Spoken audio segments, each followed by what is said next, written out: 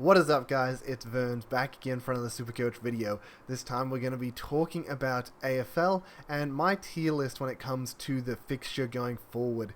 I think, honestly, the fixture is a big part of it, and I think ranking teams, in a tier list, depending on their fixture, may help you make some decisions.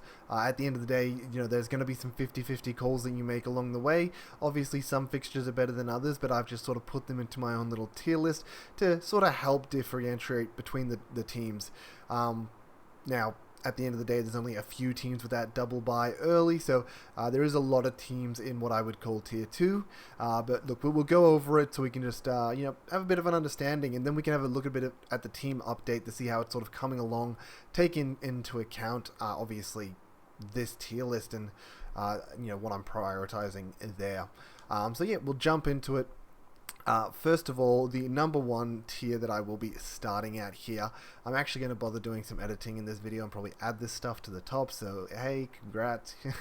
Also, I apologize for the rain if you guys are hearing that. I did do a few test backs and I feel like it was pretty minor, so I'm hoping to get away with that, but we'll see how we go.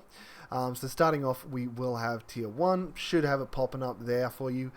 Teams in tier 1, this is the best teams that you should have for the fixture, and it's pretty obvious to everyone. The answer is it is Freo and Port. Now, why is it Freo and Port? Well, first of all, they don't have double buys throughout the season, which is obviously premium, but for those that haven't looked at the future buys, they have around 13 buy, where it is only Freo and Port on that buy.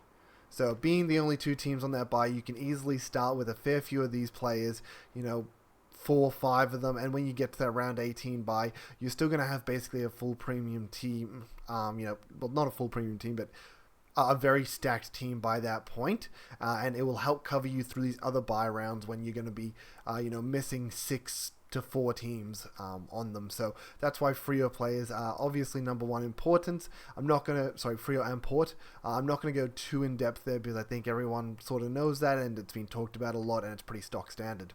Okay, tier 2, we should have it popping up about there. Now, tier 2, most of these teams that have a single bye actually have a pretty good second buy round at the end of the day, something I actually didn't realize until I checked it out just before. So with what I mean by this good second buy round is it's usually best to get players that are on the later buys. So in this case, round 14 or 15.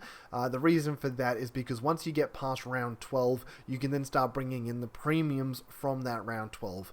Past round 13, you can bring in the premiums from round 12 and 13. So it's really nice to have these round 14, 15 buy players, because if you have the round 12 and 13 buy players that you like, those premiums from that team, once you get past round 12, you then look at bringing in and you already have those premiums and you're only looking at bringing in around 13, 14 or 15 buy players who already have a buy coming.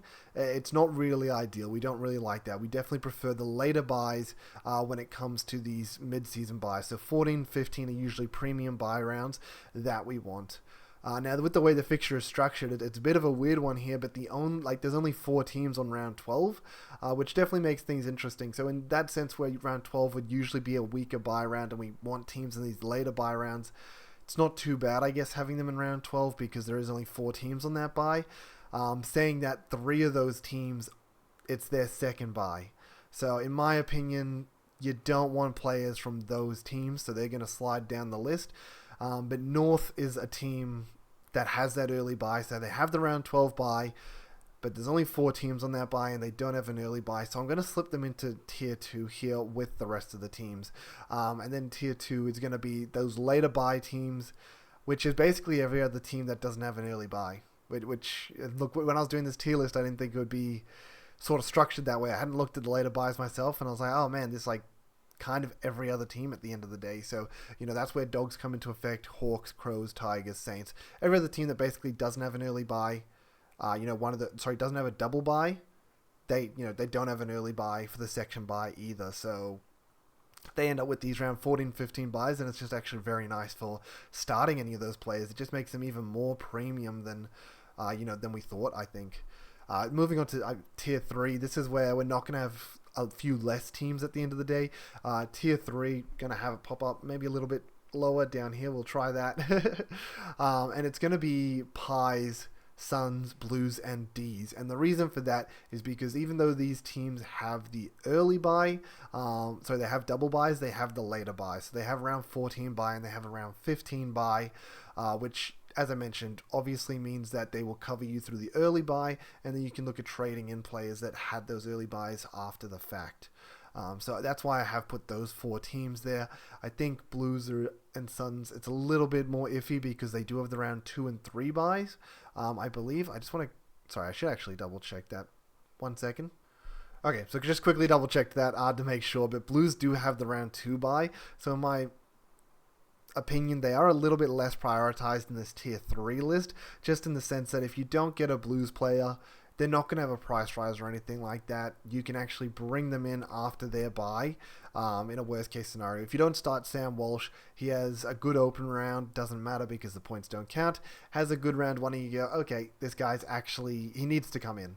Like, the only reason we didn't start him was that early game bye, but in reality, he's just too much value for his price and we have to get Sam Walsh in.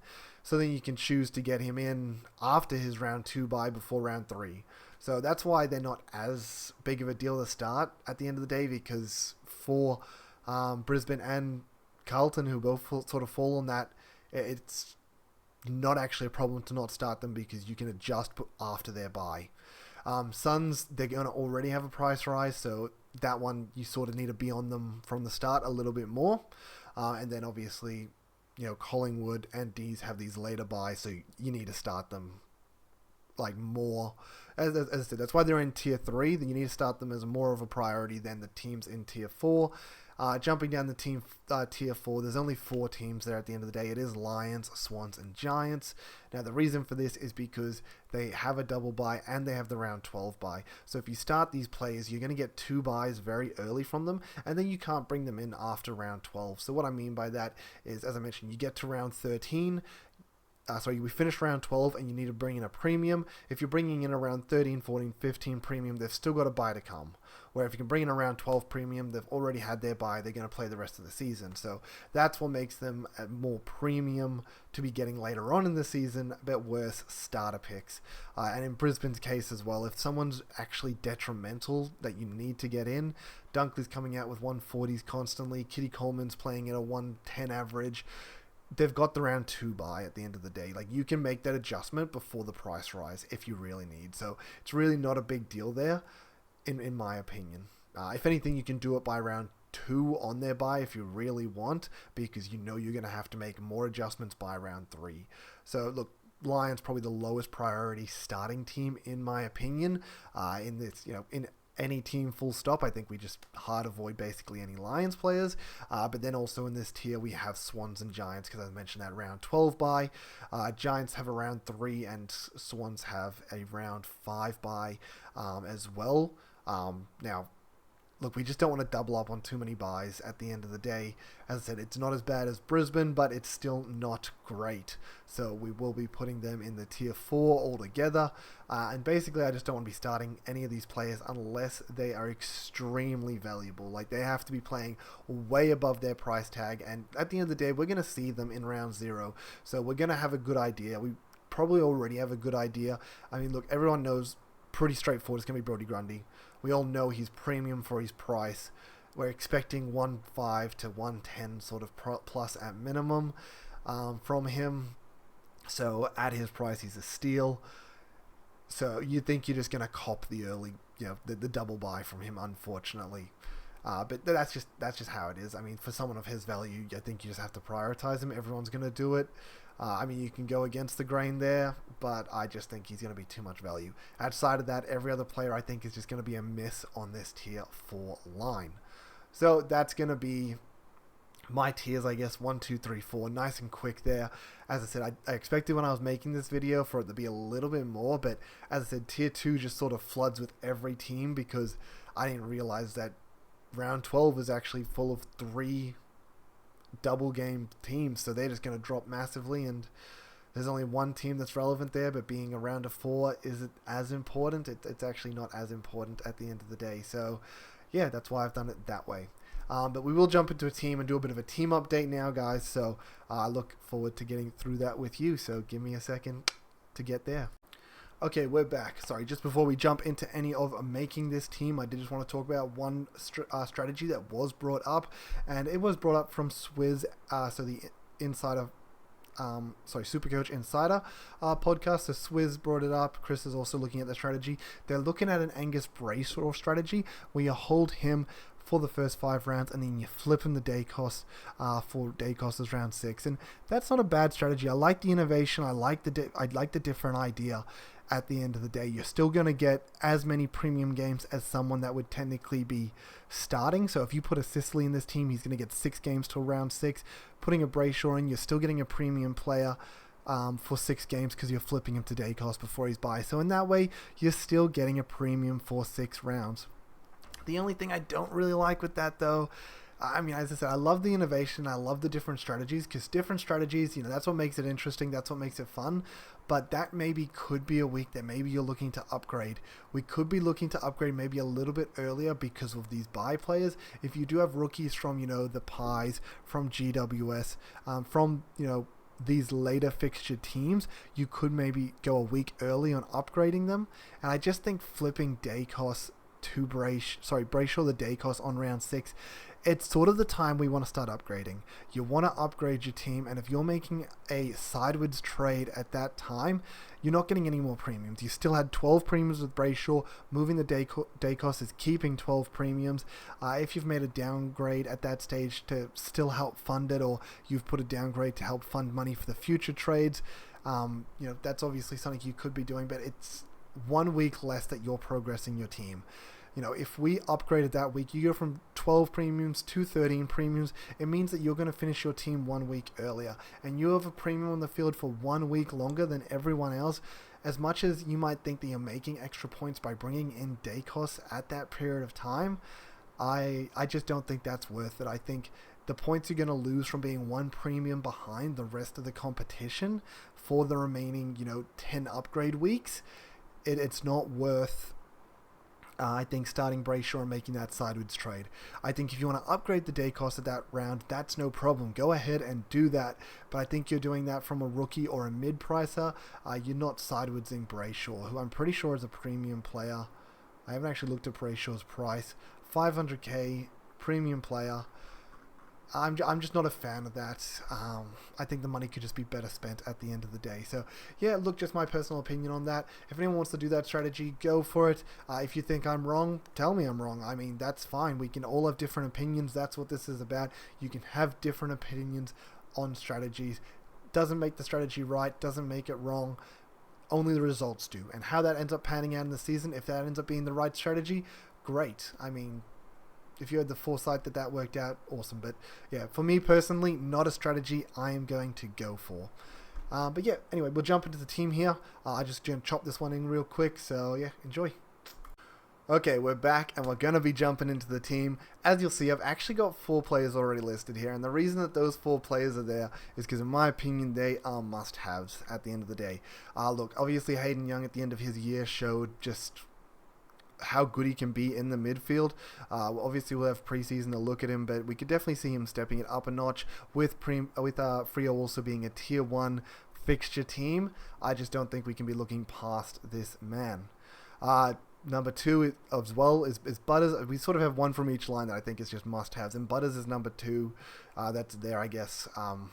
Just number 1 from the mids, absolute must-have. What a superstar he was last season. He had a bit of a lull where he had a few 90 patches when we originally brought him in, but then he just went bang, bang, bang, 130, 30, 30 after game. And look, you'd think he only gets better as the seasons go on, but I mean, even if you're paying a fair price for him, once again, he's tier 1 for fixture. Like, it's absolutely amazing, and I think there's honestly upside on his price. I wouldn't be surprised if he did drop below this starting price at some stage, but I think he is just going to be really worth the bang for his buck. So a massive starting pick, somebody that I definitely wrote down last year. Before the season even ended, when he hit that 130 spree, I was like, man, this man is really carrying my team. Obviously, for those that did watch me last season, I did make the Dunkley move to Butters when Dunkley went down, which didn't feel great originally, but then when Dunkley came back and flopped and Butters finally got his shit together, oh god, that felt good. So yeah, Butters just forever in my heart after that. And then we have Brody Grundy here. As I mentioned, just too much value at his price. He's priced at an 86 right now. As I said, 1.5 I think is an absolute minimum, but I think it's more realistic to say 110 plus. So you're looking at 20 to 25 points of upside at almost minimum.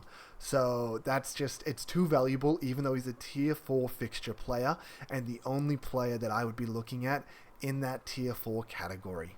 And then the final one that we got there is Flanders. Once again, someone that has huge value on him. Started Flanders last year, really burnt me. I'm going to blame George for that one. He really baited everyone into it at the end of the day. Now, I think he had the right idea, and I think Flanders obviously showed that later in the year. Same thing with like NWM. Wagnering, we're just going to call him Nas from St. Kilda. But here we had the right idea with him. He had the right role. Same with Lockie Ash. Right idea, right role. But it took them half a season to sort of get into that role, unfortunately. In Flanders' case, I think it was just a bit of opportunity and the changing of the coach. Once again, though, we'll have open round to assess Grundy and Flanders to really make that call. Flanders, obviously, a tier 3 player. But I just think, once again, too much value there. It feels like he's going to be a season-long keeper. And at his price, that's just so worth it. At the end of the day, if we are comparing these players to someone else that we would start, so let's just say hypothetically we would compare a Flanders to a Jack McRae. Forward is not loading for us. Okay, cool, that's finally loaded for us, sort of thing. So let's compare Flanders to a Jack McRae. Let's just say McRae ups his average to 105. We think Flanders can also go roughly 105. How many points are we really losing going Flanders at the end of the day? Okay, so I cooked it a little bit there, guys, so I've quickly done a little edit in here, but I've basically grabbed the calculator. The easiest way to work it out is if you just wanted to work it out with Flanders, you can do his 105 that you think he's going to average, you times that by 22, and that's going to give you, obviously, his total score. If you do divide that by 23, which is the amount of games that Jack McRae is going to play, Jack McRae just needs to average 100 to match, basically, Flanders. So, that would be... That's not too hard for Jack McRae to do. Biggest way you can sort of look at that is there is a 50k price rise. And the question is, do we think Flanders is going 105? You think he's going 110? That's fine. You just do a 110 times 22, get your number, divide it by 23 because we're going to assume McRae plays 23 games. And McRae needs to average 105 at the end of the day. So, look, if you compare those two, do you think that McRae will outscore Flanders? Maybe he will. Maybe they're going to be roughly the same. You think McRae's going to do a 105 average. You think Flanders is going to do a 110. You think Flanders is going to do a 105. McRae do a 100. Whatever it is at the end of the day. What matters, though, is, I guess, at that point, the money difference there. So, it's total points. As long as you think at the end of the day, total points-wise, they're going to end up the same because they're going to average enough of a difference, then we're saving 60k on Flanders. So, that's just sort of how you work it out, I guess, for any player that's on the 22 games. You grab what you think their average is, times it by 22, and then you divide it by 23, and you just need to look and compare. Do you think somebody, do you think somebody that's worth X amount of points is a better option? Look, I'll grab a different example. I feel like I didn't really explain that the best, and that's always very annoying when you're cooking that a little bit. So let's just jump down to... I'm really annoyed this internet's taking so long. I'm so sorry, guys. Thinking I'll just edit this again. Goddamn, why did it scroll so far? Let's go for Sammy Walsh. So Sammy Walsh, 1-3. He's in the same boat. We're going to say maybe he averages 110. So that means you divide that, times by 22, divided by 23. We just saw it before.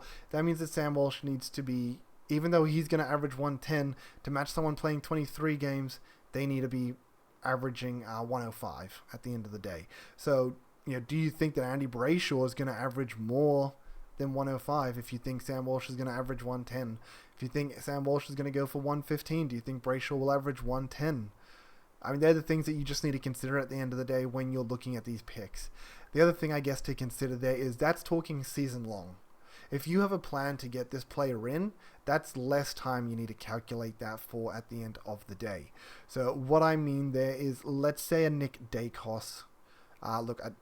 It's not going to scroll for me, so we're just going to leave it how it is. But let's just say you're not going to start Nick Dacos, but your goal is to get him by round 6 after his bye. Okay, great. What do you think Nick Dacos is going to average in these first 5 games that he has played. You think in that time he's going to average a 120 amount? Okay, cool. So we can do 120. We can then times that by the 5 games that you think he's going to play, 600 points. What we can do then is you can divide that by the 6 games that somebody else is going to play by that time instead. Sorry, I think mathematically, that's wrong, because round 5 he's going to play only 4 games. Sorry, cook that again. Well, let's say 120 times the 4 games he's going to play before round 5. Brings us our number. Divide that by 5 because somebody else would have played 5 games in that time. And that brings us down to 96. Wow, that's like a massive difference. So basically, even if you think Nick Daicos is going to average 120 over the first 4 games, if you bring in a player who's going to play 5 games, they just need to average 96 plus to match his 120 output. That's crazy. Like, that's not even comparable. Like, let's say you can bring in a Sicily, feel very happy about that. You can start a Stewart, feel very happy about that. Probably even a Hayden Young. Luke Ryan, Houston. Players like that, honestly, I think are going to outscore 96 before Daicos is brought in.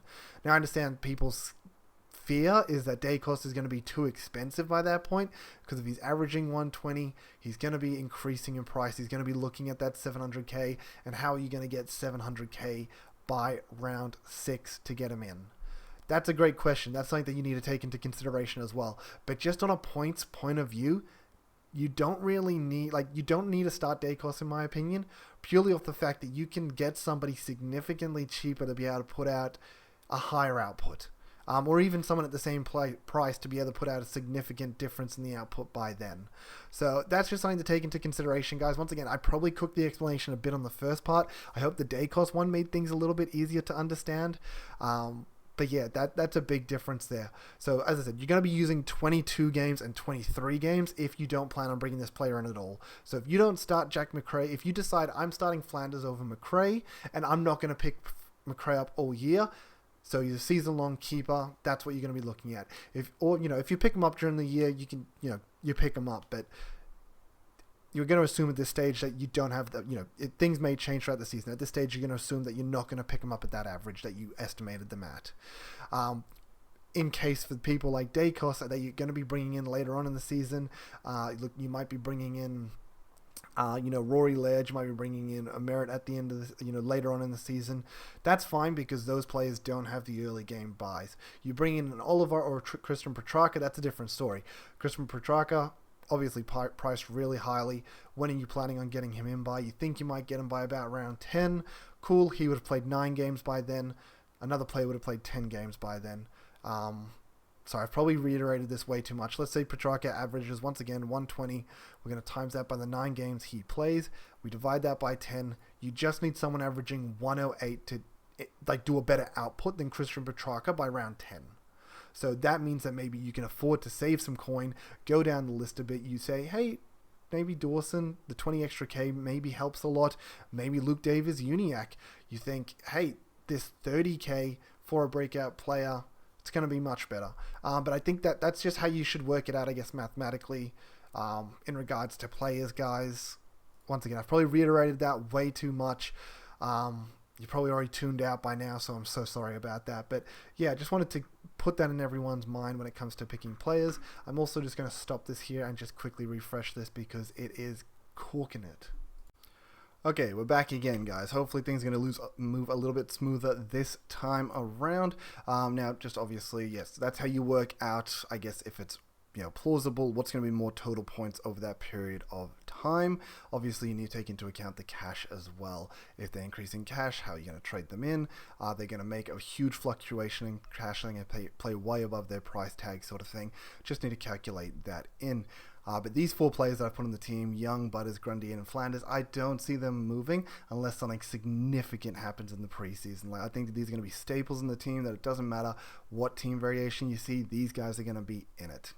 But yes, going back to the team, that this is, I guess, moving forward. Once again, not huge priority on rookies, as that can chop and change as we go sort of thing. But what I have done here, this might seem mad, but I've gone for a Luke Ryan and a Dan Houston. Now, both of them have pretty premium schedules at the end of the day. Both of them had pretty premium seasons last year. I think they could just be really, really good picks, and I'm pretty excited for that. If I did have to sway with one, look, I like Stewart as well, so I wouldn't be surprised if one turned up as Stewart. But right now I've got these guys in there. Once again, tier 1 fixture, so I think that's just the highest priority. The other thing is Young at the end of the day is playing on ball, so in reality they're both just defenders.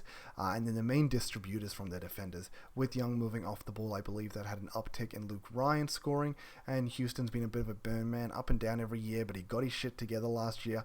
And I think that they are just a better team port, which makes his distribution like a lot easier when you're actually, when your team's winning the ball, it's a lot easier. Plus, he is the sort of Daniel Rich type that he'll catch it at the 50 and he'll take a bomb at goal. And yeah, look, I think that he's probably just going to be good enough, especially playing 1, the extra game, and 2, just having a premium fixture. So I think I'm happy enough to be starting him. And at the end of the day, it is a big point average jump the second you get out of this top 6. Obviously, I don't think we should be going 100% off last season's information, but I mean, if we did, there is a big jump between him and the guys below. So if he can put out this 105 plus again, I would think that's going to be top 6. And even if it's not quite top 6, at the end of the day, he is going to be playing more games than many other players.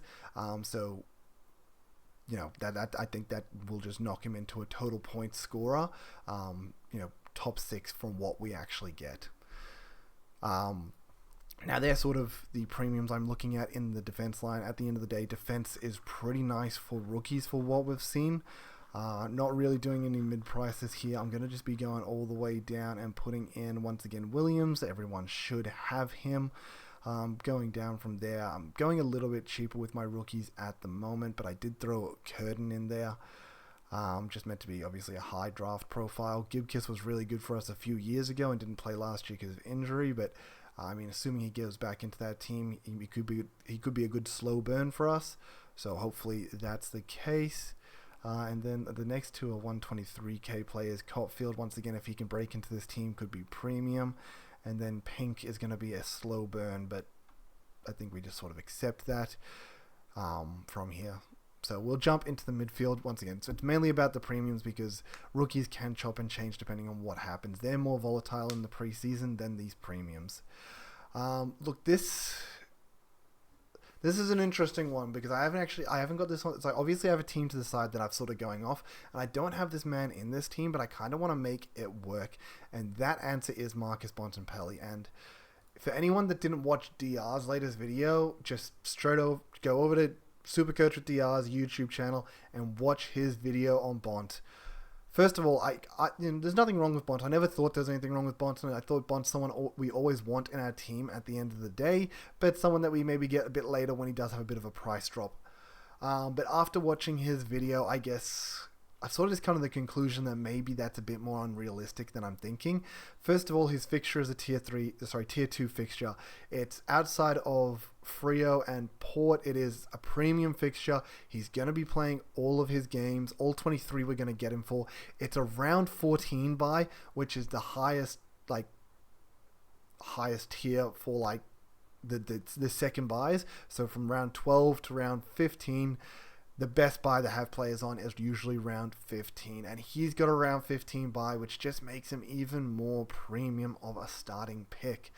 And I think DR pointed out some good points that a lot of these guys don't really drop in price. Maybe they burn out at the end of the season, but even with Clary last year, we sort of ended up in this position where Clary was like 650k and we were bringing him in because that's the lowest we felt like this man was going to drop, and he started at like 690.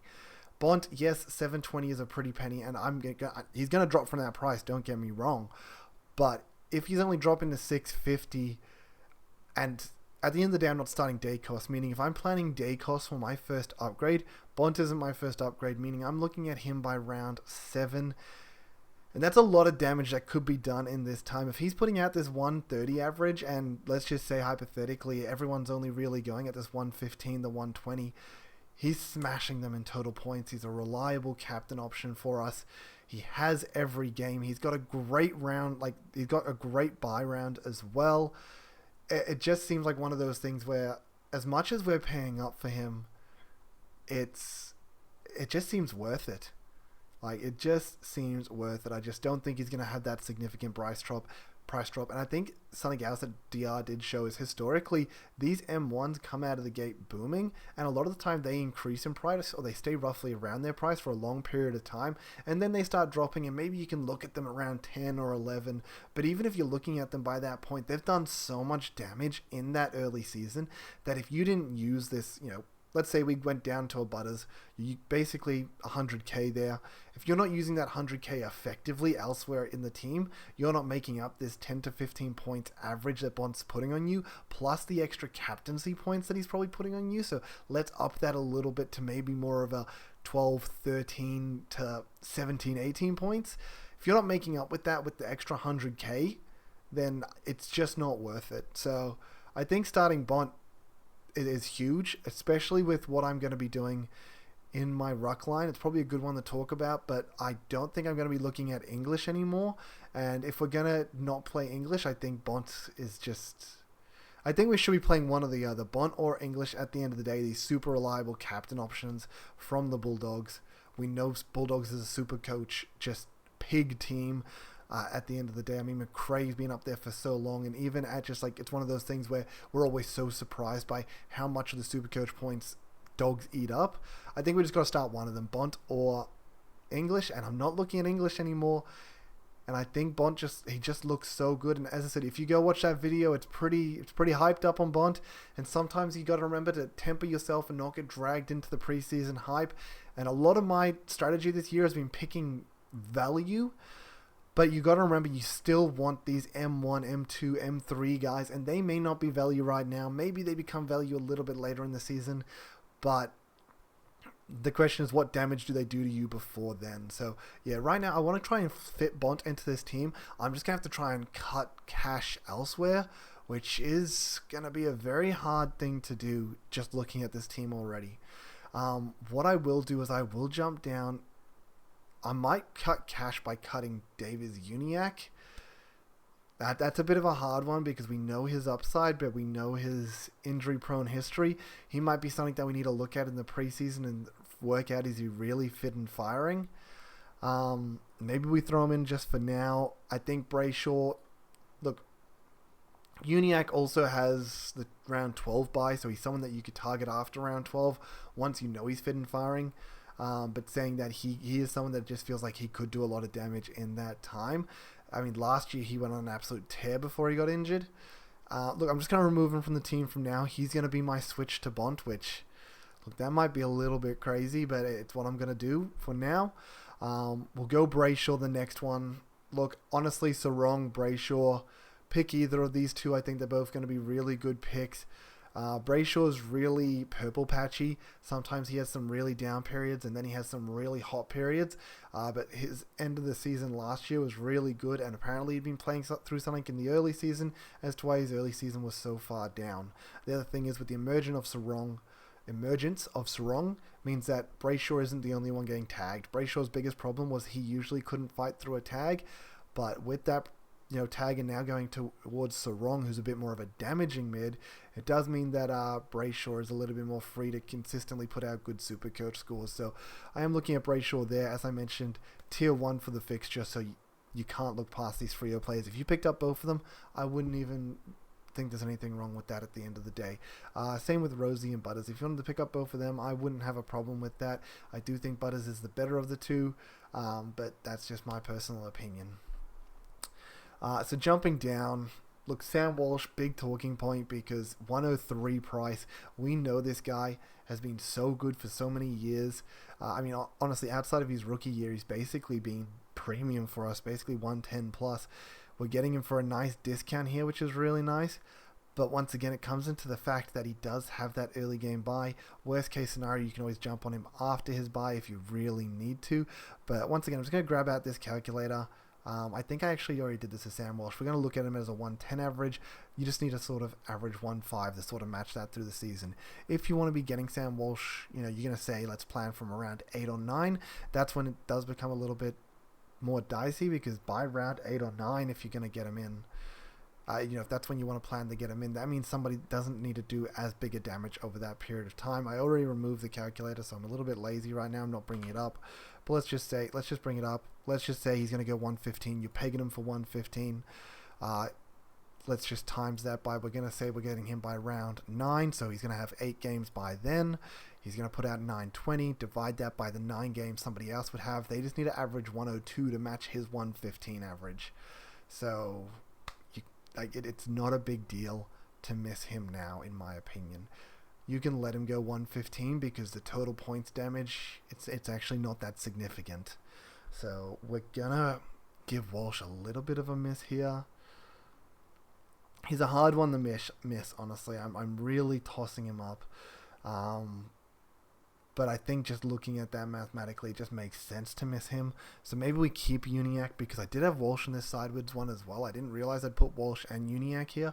So maybe let's keep Uniacke, who, as I said, I think is someone that, assuming he's not injury prone, he's going to be a fair price, but he has the upside of 120 plus. And as long as he stays healthy, why can't he do that sort of thing? So let's put Uniacke in. We're going to skip past Walsh. I guess he'll be our upgrade to Bont, meaning I have to find 150k in the rest of this team, which is probably going to be a bit hard to do. I might chop and change that at the end of the video. The next one we're going down to is Matt Crouch. I sort of already talked about in the last video. Matt Crouch, he's a huge reduction on his price. We can see it here on his average. He has a massive decrease on his price. It's about a 10% cut on his price. So in reality, he's 97, priced at 88 right there. That's so good. And if anything, he showed that he can be better than that in these 7 games, and he's got the proper preseason. Assuming everything goes well in the preseason, I don't see why he wouldn't be 100 to 105 plus. A very serviceable M8, someone that you can flip at your buys if you really want. An absolute bargain. So yeah, just got to jump on that. Now, you know what? This is where the 150 could maybe come from. Carl Amon instead. I actually did want to play around with this team, and I realized I haven't played around with it before I started this video, which, you know what, we can play around with it on the fly here. Obviously, George brought it up that this man is playing, when he's been playing behind the ball, and his average was significantly better behind the ball, about a 105 average, priced at 86. I think we bring him in, we'll put him in the team for now, and he'll just be added to sort of the watch list. Yeah, watch list for now. So, is he a season-long keeper? Yes, because if he has the defense DPP, you can flip him into the defense line. And as I said, 105 plus is probably a keeper in the defense line. So I think you bring him in as a season-long keeper. Maybe that way we can cut Uniacke. That frees up the extra 150k that we're getting for Bont. Hard to say. I don't mind cutting Uniacke. He's only been in my team really this one time because I just don't like the injury risk. Like, it's just one of those things that it just burns so hard. And look, for those that are still here in this video, I mean, those that can't get enough of preseason content, first of all, I appreciate y'all. But a little story with Uniacke last season. My mate Amir will really appreciate this. He started Libba, and Libba had 2 really poor games early on. A lot of people considered Green or Libba, and he went for a Libba play, which was a bit of the pod play. It was a bit poor early on, and he had all the premium rookies. His rookies were set up. He had a great early start to the season. He was a nice high rank, and he's like, oh man, I've got everything set. And we saw this in 2, like, this is the second instance that we saw this. For anyone else that follows Inside Fan, Supercoach Insider podcast with Chris. Chris obviously had a huge start where he had like a round 60 rank for his round 2 rank, and it rocketed him up the rankings. He had a great start, and he went, look, I'm going to play proactive, and I'm going to try and get Davis Uniacke into the team, and ended up blowing up his team. This was the same thing for my mate Amir. He decided to move Libba out for Uniacke to take advantage of being ahead and not having to really fix up his rookies. Uniacke completely burnt these players in the butt. If you know, in Amir's case, if he kept Libba ended up being one of the best scorers all year, and that's just like, that's a make or break part of his season. Him bringing in Uniacke instead of holding Libba destroyed him. He could have been looking for a massive season. And sometimes when you get ahead, you just need to sit on your hands and not do anything. But I think just, yeah, Uniacke is a burn man for some people. He's just he's very injury prone no matter what happens at the end of the day. And I just... Look, he would have to show something big for us to honestly get him in my side. Like, I know how good he is, but he is injury prone. He's one I'll toss up all preseason, honestly, guys. I wouldn't advise you against it, but yeah, he's very 50-50. At 120 plus very easily. Is he going to play every game though? They also have the kind of the worst buy at round 12, because once round 12 goes past, you can then bring in Uniac after round 12. And I wouldn't mind doing that to make sure he is fit and firing rather than taking an injury risk early on. So that is maybe something that we can consider there. Let's swing Amon in for now, because why the hell not? That just, I think, is going to work better with the structure, and it means that I can keep doing all the players I want from here. Sort of just making the trade of Uniac down to Amon and Walsh up to Bont, which I think will be very nice. So let me jump on down to the next ones we're getting in. Once again, we're jumping down the rookies here, which can be chopping and changing a lot. McKenna, very high draft profile, obviously a top tier pick. Another player that was a top tier pick was Riley Sanders, meant to be really good as well. We all know Matty Roberts was really good for us last season before he got injured, and he had a lot of sub games in there, so if he can break into the team, that would be awesome. Next one I've just put in Wilson, because once again, just trying to fill it full of rooks that we've heard a few things about. Bin, we've heard a few things about, which is nice, and I've thrown in Clark as well. So yeah, once again, rookies can chop and change, but let's jump down to the ruck line. I've probably talked way too much about my players already, but we're going to be chucking in Max Gawn here, saving a bit of cash. I mean, we saw it last year. Gawn had a spree where he went like 180, 200, 170. He went massive when Grundy was out of the team. He's a 104.5 average right now that he's priced at, and we know this man can easily go 110 to 115 plus. And I kind of want to back him in to be doing that, going for that 115 plus. Maybe I'll be subtle, say 113 plus, but he also just has a huge ceiling. Yes, he's getting older, but he's going to be the main ruck at the end of the day. He's going to be the captain. He's going to be playing hopefully every game, assuming he stays fit. And I think at the end of the day, as I said, he's also a captain threat. We've seen him put out 200s before. You can easily VC loop him. Him and Bont are going to feel very safe having the VCC combo throughout the start of this season. So yeah, I think Gawn, we're saving cash there, saving 130k from English, which is very nice. Grundy, as I mentioned, is too much value at his money to look past. Yes, he has the round 6 buy, but once again, I think he's looking very good value for his price at the end of the day. English is a consideration that if Grundy, does well, but he's only doing that 110 average, maybe we can upgrade Grundy the English, buy flip him later on. Definitely a consideration. Round 12 buy though is a little bit awkward because Grundy would have already had 2 buys, then we flip him the English who has another buy, so we would push ourselves into 3 buys in one of our ruck lines. Not really great there, but yeah, we'll just go there.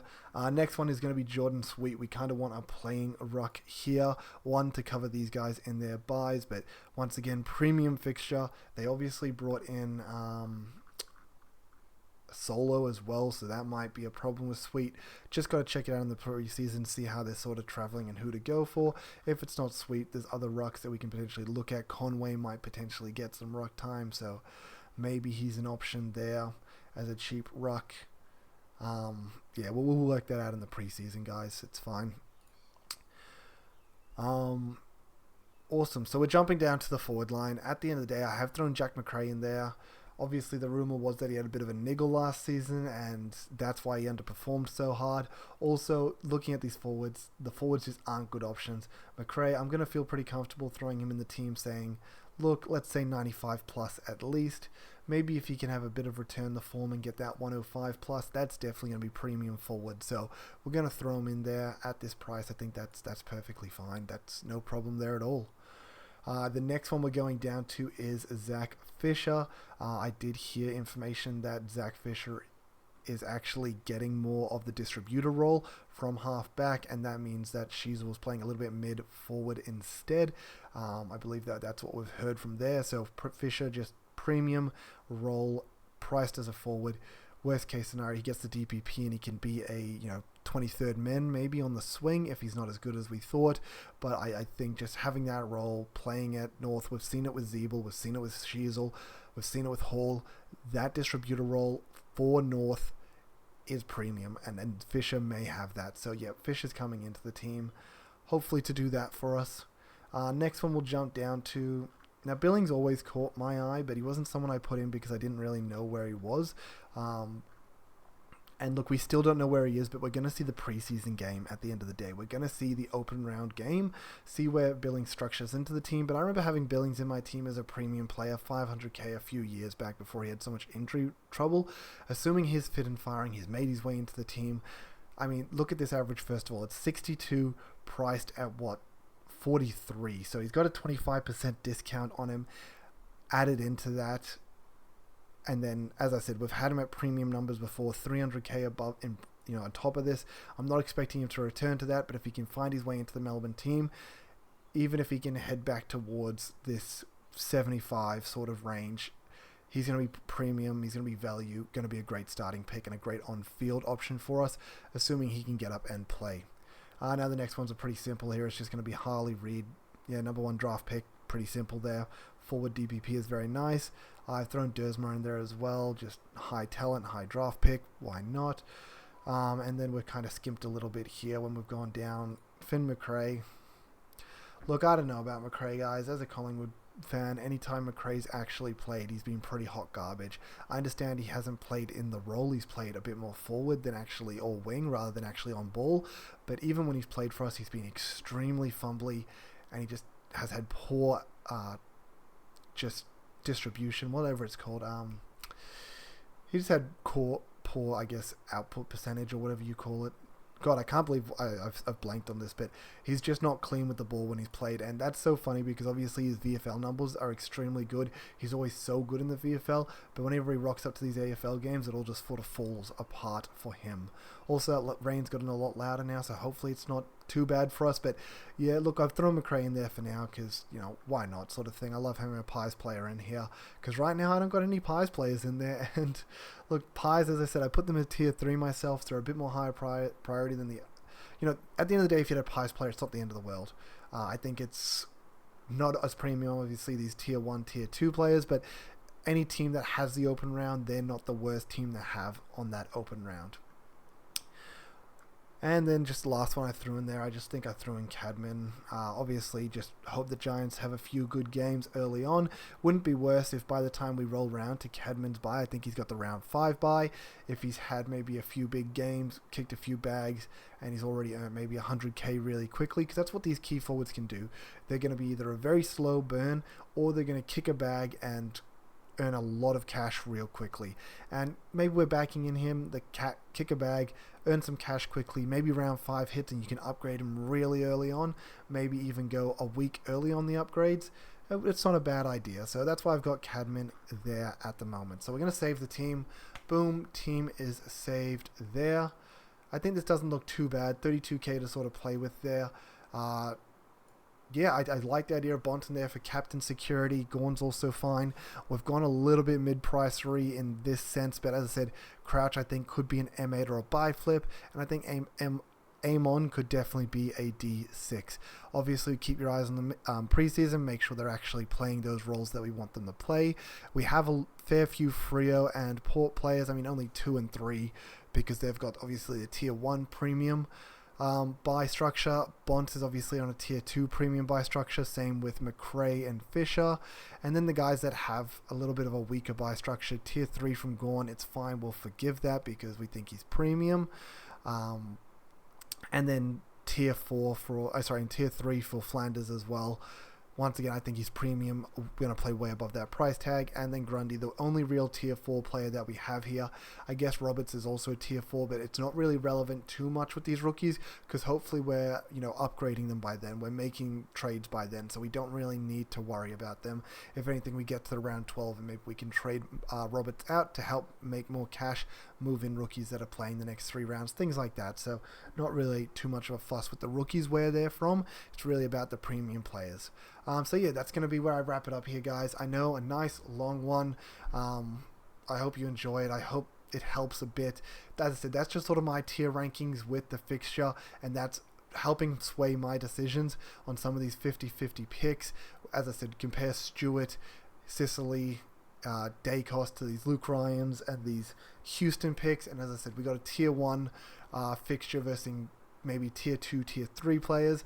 And I'm going to go the tier 1 over them at this current stage. So yeah, anyway, till next time guys, I'll try and put out some more preseason content. This is going to be sort of the first video.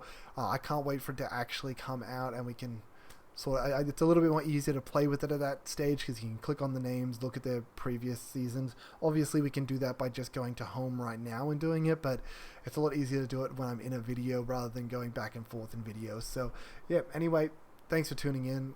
I appreciate all those that have liked, subscribed, those that stay to the end of the video. You know I always appreciate you all. So yeah, once again, peace, later.